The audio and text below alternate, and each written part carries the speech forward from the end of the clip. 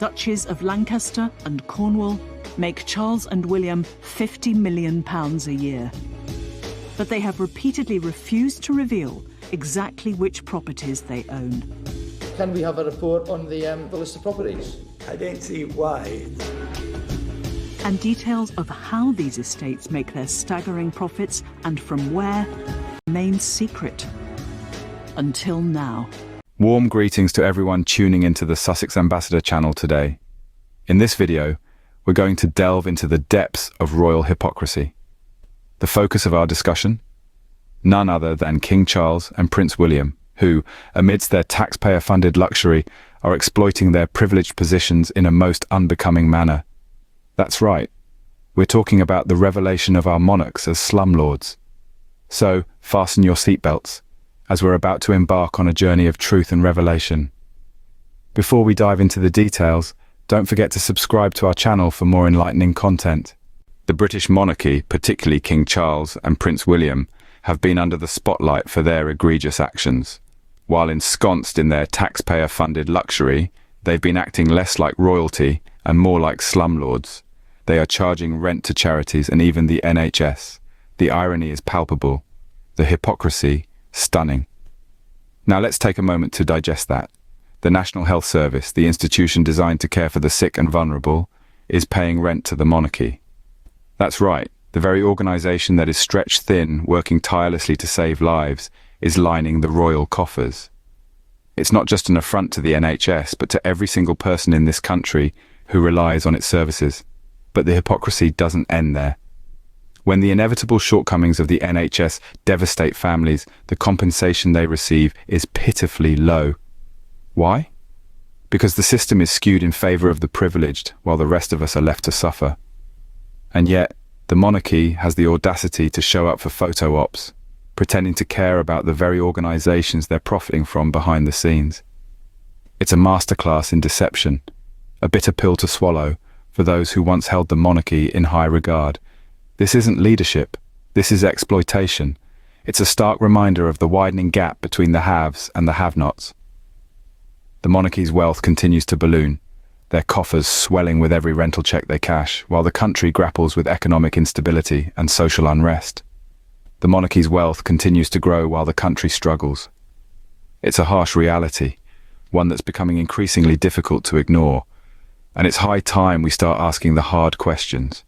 Why does an antiquated, unelected institution continue to bleed this country dry? When scandals arise, the monarchy has a unique way of handling them. They don't address the issues head-on.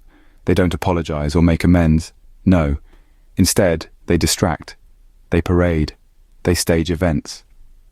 Like a magician pulling a rabbit out of a hat, the monarchy uses these tactics to divert public attention, to shift the narrative, to silence the whispers of discontent. Picture it.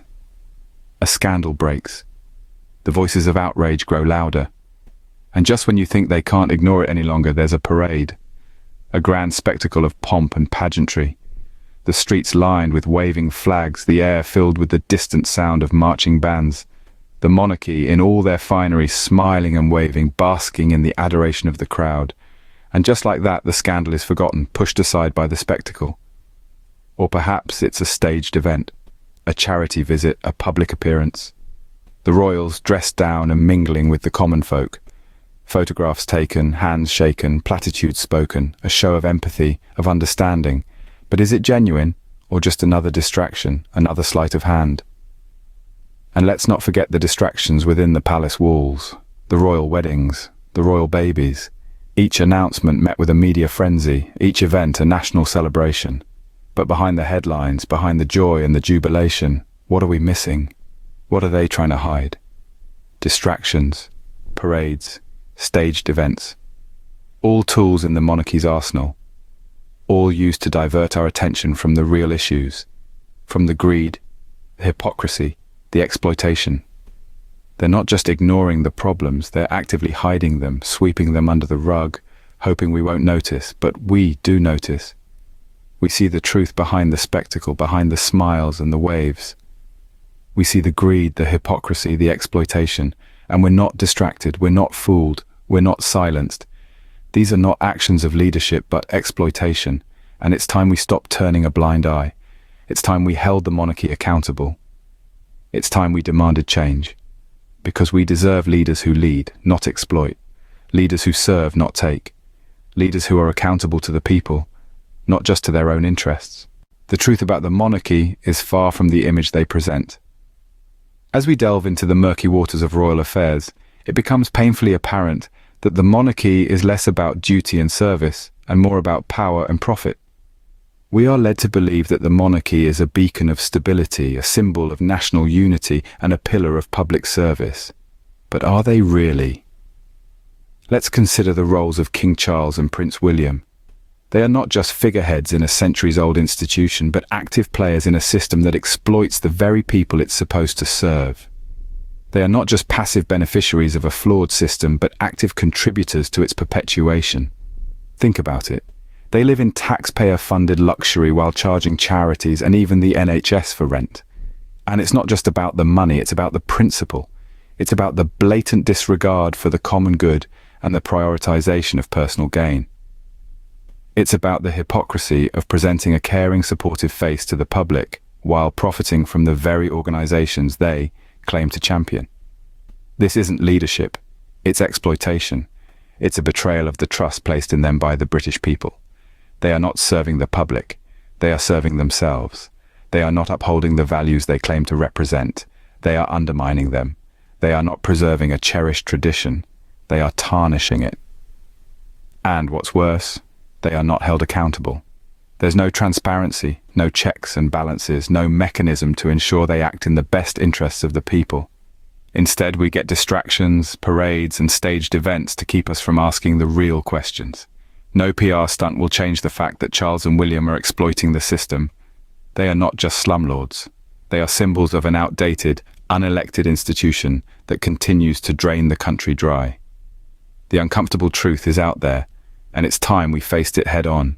It's time to question the existence of an outdated, unelected institution that continues to drain the country dry. We find ourselves at a crossroads, where the stark contrast of wealth and poverty, privilege and struggle, power and helplessness is more evident than ever before. And at the heart of this disparity sits the British monarchy, an institution that has long outlived its relevance, yet continues to leech off the country's resources while offering little in return. The monarchy's greed is not a secret. It's an open scandal, a spectacle we've all been forced to watch as Charles and William, the so-called leaders, exploit the system for their own gains. They may revel in the trappings of their royal status, but their actions tell a different story, one of self-interest, exploitation, and an utter disregard for the very people they claim to serve. And we must ask ourselves, is this the leadership we want? Is this the system we want to uphold? A system that favors the privileged few while the many suffer? A system that turns a blind eye to the exploitation carried out by those in the highest seats of power? The answer, quite simply, is no. We deserve better. We deserve a system that works for everyone, not just the elite. We deserve leaders who serve the people, not their own pockets. We deserve accountability, transparency, and most importantly, change. Change does not come easy, but it is necessary. And it begins with us. Each and every one of us raising our voices, demanding the end of the monarchy, and calling for the establishment of a system that truly represents the people.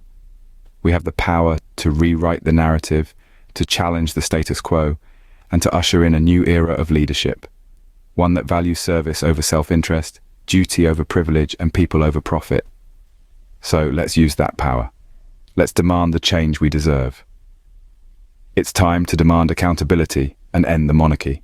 Our discussion today has shed light on the hypocrisy of the British monarchy, particularly focusing on King Charles and Prince William.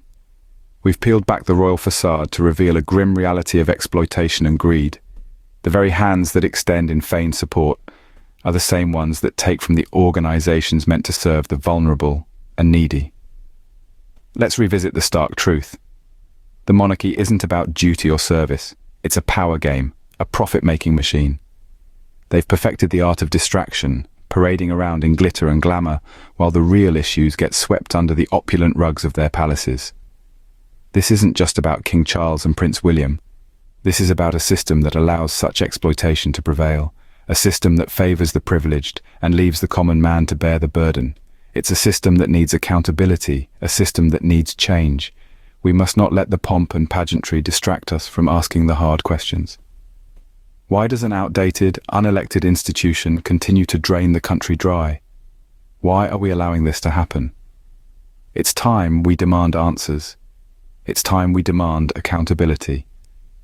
Thank you for joining us today on the Sussex Ambassador channel. Don't forget to subscribe, like, and share our content. Until next time, stay informed and stay safe.